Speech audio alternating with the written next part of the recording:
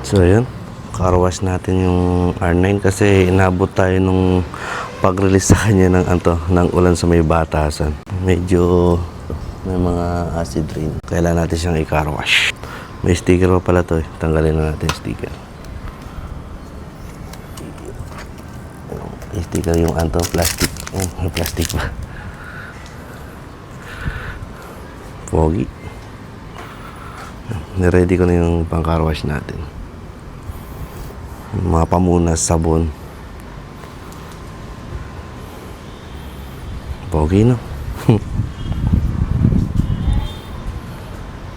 Kahit na hindi natanggalin tong yung kanyang lalagyan ng ng siguro wag naman ipo-foldable kasi pogi naman yung yung kanyang fender.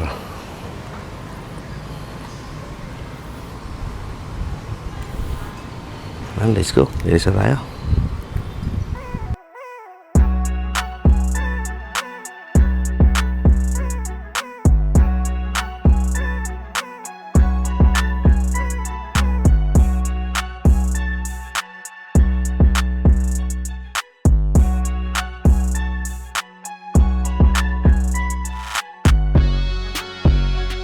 Yun, tapos na natin siyang sabunin, no?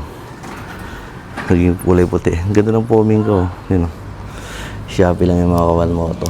Foaming. Ayan.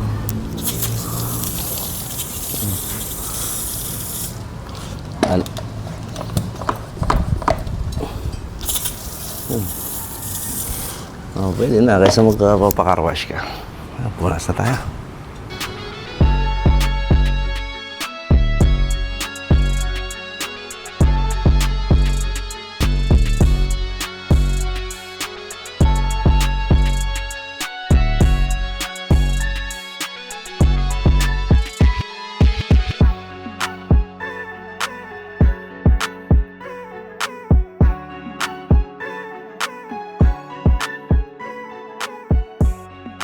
So yun, kakatapos lang natin mag-car wash. Motor wash pala. Yun, malinis na ulit. Wala na yung mga bakas ng ulan. Yun, cold start tayo, makawan mo ito.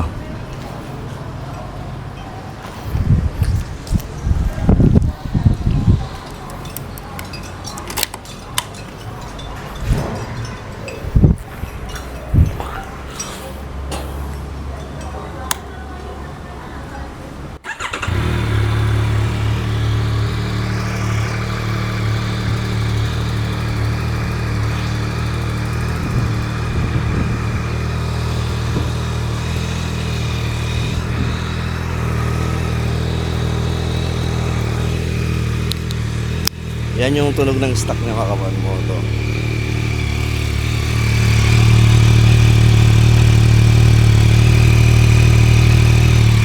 Wala enjoy muna natin yung enjoy muna natin yung stock na tambucho niya. Saka na tayo mag-iisip ng saka na tayo mag-iisip ng pang muffler natin. Pero may napupusuan ako, ikakat-delete natin to, tapos easy project. Pero bahala na.